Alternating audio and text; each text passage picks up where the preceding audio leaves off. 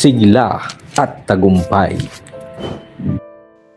Magandang umaga mga kapatid, inaanyayahan ko kayo sa sigla at tagumpay. Isang maikling pagtitipon tuwing Sabado ng umaga upang magbulay at manalangin. Nawa ang bawat pagbubulay at panalangin ay maging sigla sa ating puso at ang ating pananalig ay maging tagumpay sa ating mga buhay. Isang mapagpalang umaga muli sa inyo mga kapatid. Umpisahan natin ang panibagong umaga sa ating buhay sa pamamagitan ng pagbubulay sa salita ng Diyos. At ang ating pagbubulay ngayong umaga ay mula sa awit 119 verse 105 na nagsasabing, "Salita mo'y isang tanglaw na sa akin ay patnubay, sa landas kong daraanan, liwanag na tumatanglaw." Sa buhay, madalas gusto nating makita kung ano ang mangyayari sa susunod na taon, sa susunod na season, sa kinabukasan ng pamilya at ng iba pa. Ngunit sa awit 119 verse 105, hindi ibinigay ng Diyos ang spotlight sa buong mundo, kundi isang lampara sa ating mga daan na may sapat na liwanag para sa susunod na hakbang. Kung hindi mang ibigay sa atin yung para sa buong taon o para sa buong daan. Mayroon ngang isang kwento tungkol sa isang kabataang naglalakbay sa bundok sa gabi.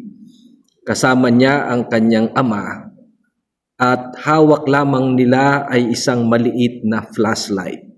Sabi ng bata, "Tatay, hindi ko po nakikita ang dulo ng daan." Ang sagot ng kanyang ama, "Hindi mo na kailangang makita ang dulo, anak. Sapat nang nakikita mo kung saan ilalagay ang paa mo ngayon. Basta magtiwala ka at magpatuloy." Ganyan din kumikilos ang Diyos sa pamamagitan ng kanyang patnubay at ng kanyang salita.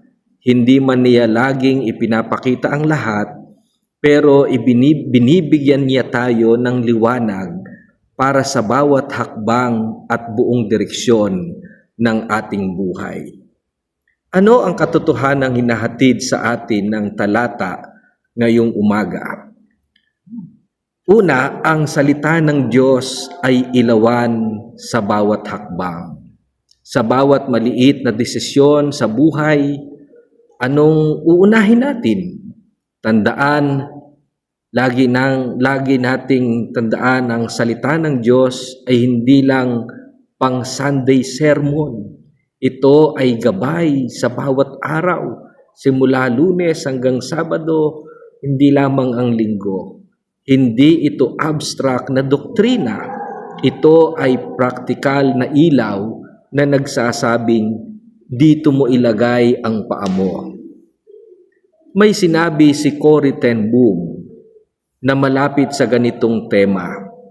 Sabi niya, "Never be afraid to trust an unknown future to a known God." Maaaring hindi man natin alam ang lahat ng mangyayari, pero kilala natin ang Diyos na nagsasalita sa pamamagitan ng kanyang patnubay, kapangyarihan at kanyang salita. Ang tiwala natin ay hindi sa kakayahan nating magplano sa buhay, kundi sa katapatan ng Diyos na tayo'y kanyang ilawan o tanglawan sa mga susunod na hakbang.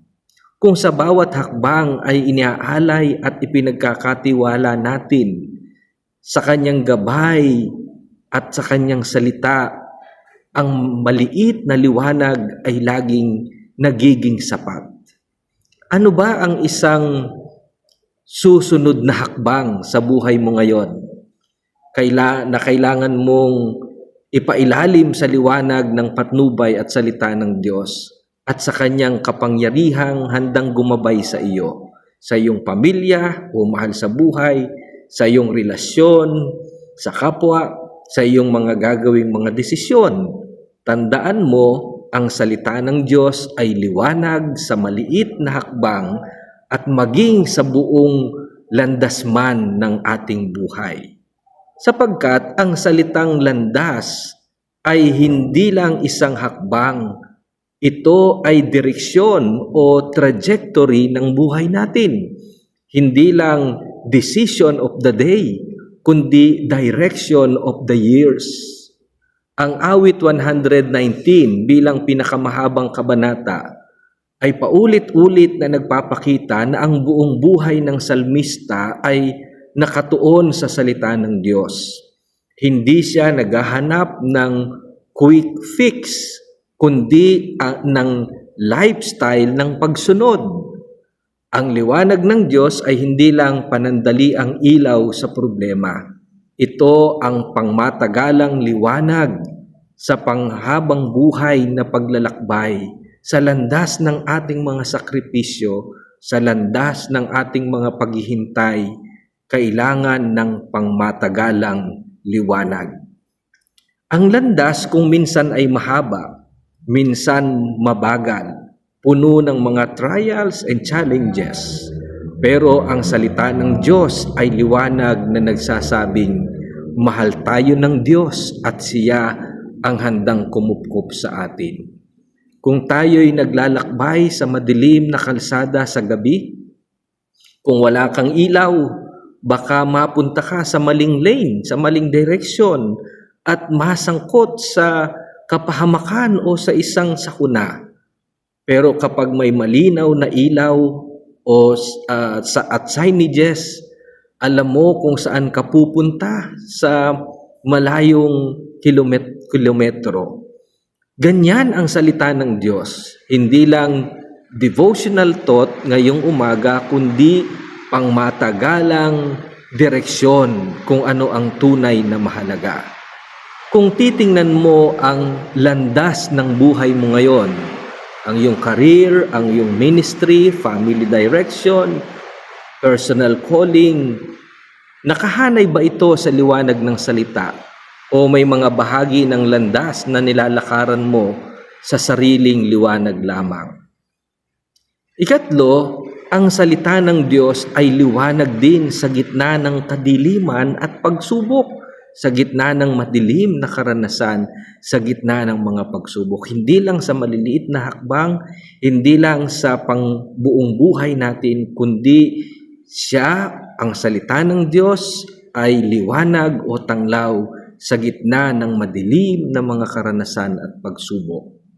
Kung may ilawan at liwanag, ipinapalagay ng talata na may kadiliman o may dilim. Hindi malinis, hindi patag ang daan, may mga lubak, bangin, panganib.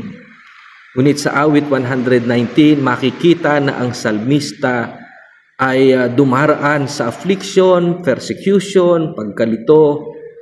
Doon lalo nagiging mahalaga ang salita ng Diyos, ang patnubay ng Diyos bilang tanglaw. Kapag may problema sa pamilya, sa kalusugan, sa ekonomiya, madaling maligaw sa emosyon, sa takot, sa galit.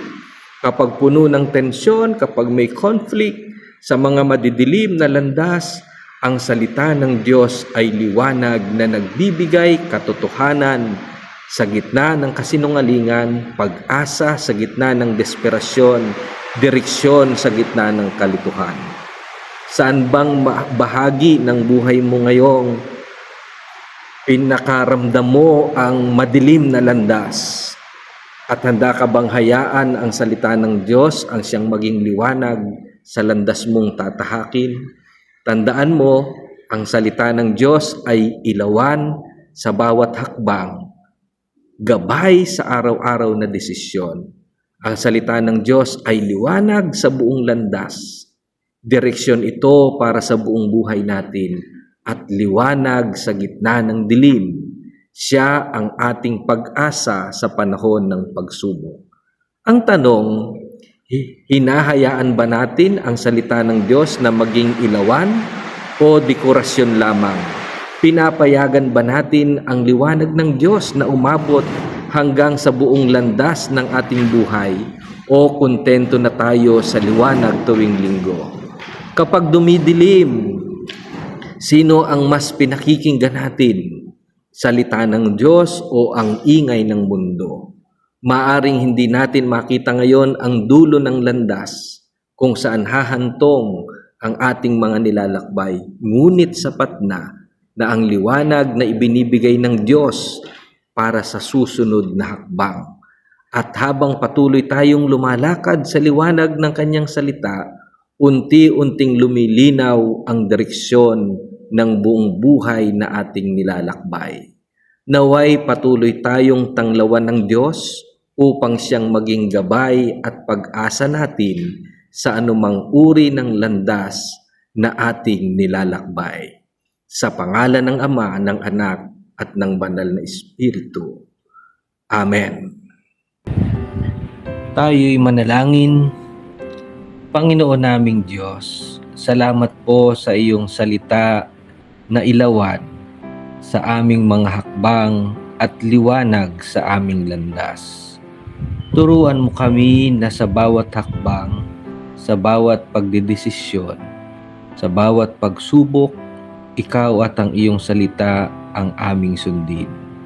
Sa gitna ng mga madidilim na landas na aming tinatahak, sa aming pamilya, sa aming ministeryo, sa aming komunidad o lipunan, hayaang ang liwanag mo ang aming makita, hindi ang aming sariling karunungan.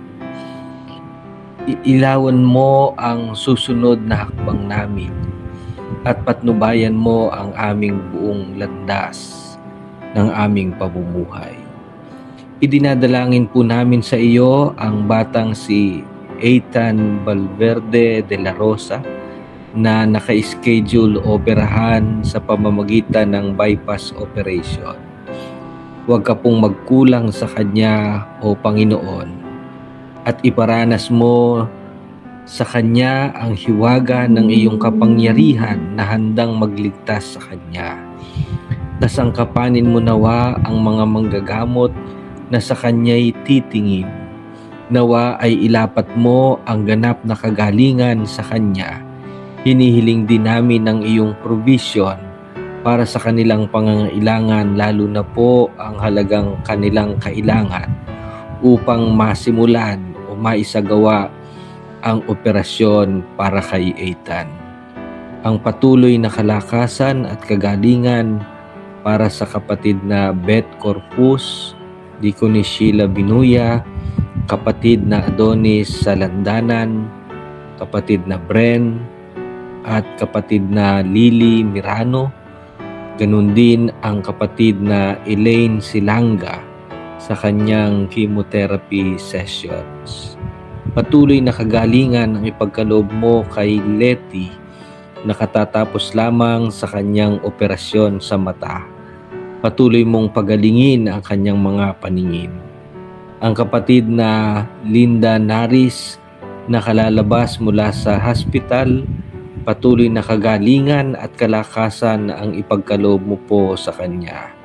Itinataas po namin sa iyo sa panalangin ang kapatid na Myla Flores sa kanyang pinagdaraan ng karamdaman. Ikaw po at ang iyong kadakilaan ang mahayag sa kanya at maitanghal ang iyong dakilang pangalan sa pagpapagaling sa kapatid na Myla Castillo Flores. Si Glory Francia sa kanyang mga pagpoproseso ng kanyang mga nilalakad na documents. Ang karunungan para kay Jo Marian Rosales sa kanyang pagsusulit o examination na gagawin sa darating na Martes. Samahan niyo po kami sa buong isang linggong darating. Ingatan niyo po kami at ilagay niyo po kaming lagi sa ilalim ng iyong kapamahalaan at ng iyong banal na pangunguna. Ito po ang aming dalangin sa pangalan ni Jesus. Amen.